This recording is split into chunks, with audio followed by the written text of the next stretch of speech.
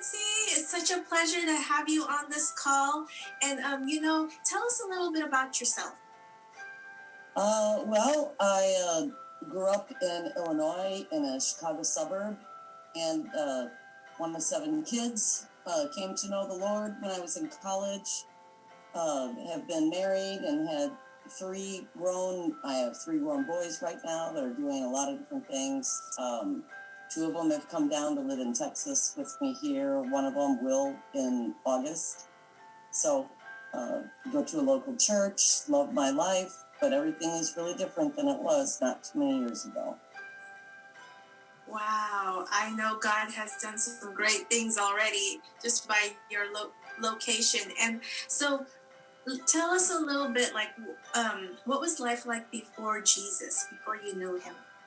Well, I've known Jesus since I was an older teenager, but to be honest with you, I feel like, I had a born again experience, in college. I went to a Christian college, and when I went there, I was just like the local kid who grew up in that town, and those people didn't go to that school very often. It was an American Baptist church, and people came from all over, so nobody knew me, and it was strange to have somebody from the local town, but it was a lot of people wanted to lead me to the Lord, and it had been coming for a while, and I did finally receive the Lord early on in my freshman year, but the journey to becoming the woman that I am now has been kind of in stages, and I guess that's normal for our sanctification as we grow and we go through things, and made a lot of decisions differently.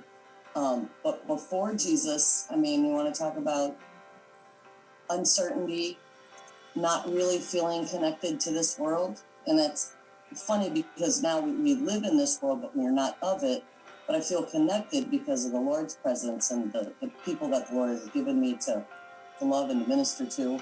But before then, I just felt like, I don't know, didn't belong, didn't have a lot of security, didn't have a great growing up. Had one sister that I was close to that I know was praying for me.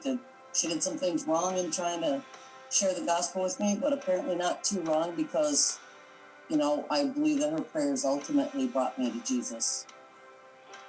But so it's Wow. a walk. Yeah, that's amazing. So I just kind of want to get into your story with how God just all of a sudden, your God story. What is you can testify about what God has done in your life now? Well, what I like to talk about the most is the last, 6 or 8 years where, I went through a very painful divorce. And it felt like my life had completely blown up. I, had a bachelor degree, but I'd given up. Really, I've raised kids that had a lot of special challenges, and so couldn't really have a career that was, what I consider a lifelong career or ministry or anything. Just kind of got by to help with the finances in the family, and I was a single mom for quite a few years. Before that, I've been married twice and divorced twice. And so those are things that I had to heal from and have God show me what the common denominator in there, and it's me. It doesn't matter why the divorce happened, but choices that we make have consequences. And so the second time I was married, with my sons older and, with the divorce, it was extremely painful. I was feeling like a loser. My sons were angry with me. I had no money, no anything. Ended up having to walk away from my house, having to walk away from no retirement, no real job, I was kind of big in theater, but it was all nonprofit. And it was fun. It was great. And I did a lot of writing and things to make money, but it was not a life. And a lot of people respected me for, I think, the wrong things, and wanting to be a Christian and wanting to really hear God had me step away from the good things that I had in life and shed the old things and just kind of walk naked in front of him. And that led me to moving to Texas, where I had no friends or family. I knew a couple of people that I hadn't seen in 30 years.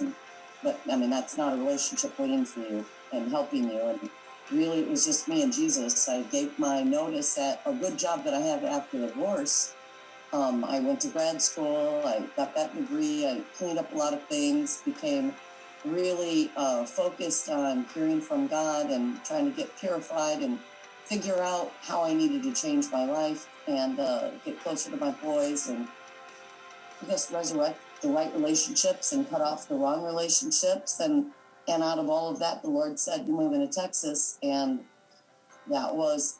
I was never scared about it. I just needed focus and I needed to know what the Lord wanted me to do. And it was a really huge growth factor in faith and trusting God with very little information, knowing that you heard from Him, loving Him to be obedient, and trusting Him to love me and take care of me. And it's changed my life. It literally changed everything. That is amazing for you to take on that faith. That's whew, what a journey. And so now, what are you doing? I know you've also mentioned that you've helped your neighbors in the community. So, what is that like now? Well, I don't know. I probably have less material things than I've had ever in my life. I don't own a house anymore. I'm just in a much more fulfilled place. I'm at the center of His will, and I'm really thrilled about it. I love my life. I actually quit my job to move down here, and I didn't have a job to go to. I didn't even have a home yet. And the Lord worked that out in funny ways that you wouldn't expect. God does anything He wants, any way He wants, and I stopped asking Him to tell me stuff ahead of time. I just have to trust Him. So I have never not paid my rent. The apartment that I got was a gift, and I stayed here the whole time, even though I thought maybe it was going to be a short-term thing. I ended up doing a ministry in my apartment building just as I found the church that I'm going to now. It was Valentine's Day, a little more than a month after 6 weeks after I moved here. And I was feeling kind of lonely and I didn't want to feel sorry for myself. So I figured, you know what? There are probably people in this apartment building that are dealing with Valentine's Day and they don't have anybody here. They don't know anybody. They don't know what to do. So I just decided to make brownies. And I made little foil pans of brownies and I hung them on the doorknobs of anybody that I knew had people living in it. And I did, school Valentines, like I think there were Minions the first time. And that's grown into I've kind of become, and I'm working with the manager here of the welcome wagon person for people in the whole complex. That was just for a few people in my breezeway. But a lot of people know me here. I get a lot of calls. I get a lot of people who, just need help. And my church has been great. They've joined me as being a resource. They have a plan right now to start supplying the welcome baskets, and they're working together with my apartment building. So it's a great emerging ministry that started from me not wanting people to feel alone and getting to know my neighbors. And so it's just one little way that the Lord just sustained me, showing me that I have a purpose. That was before I found a job, before I really got involved in ministries. We can all do something, and it's meaningful. And I have some of those friends still from that day, even though they don't all live here, because it's a transitory thing. It's been really great. It's been very fulfilling. Not the only thing I do, but the first thing I did here. Wow. It just reminded me like you're like another Salvation Army, just starting a kingdom movement. That is so phenomenal. I'm just so blessed to even hear your testimony. And I know I actually has a friend where God told her to move to Texas, and she doesn't know anybody there, maybe a couple people, but she's like, okay, God, I don't know how we're going to do this. And for you to share your testimony, I have to share this recorded video. So thank you so much for sharing this amazing testimony. And I'm so blessed to even meet you today.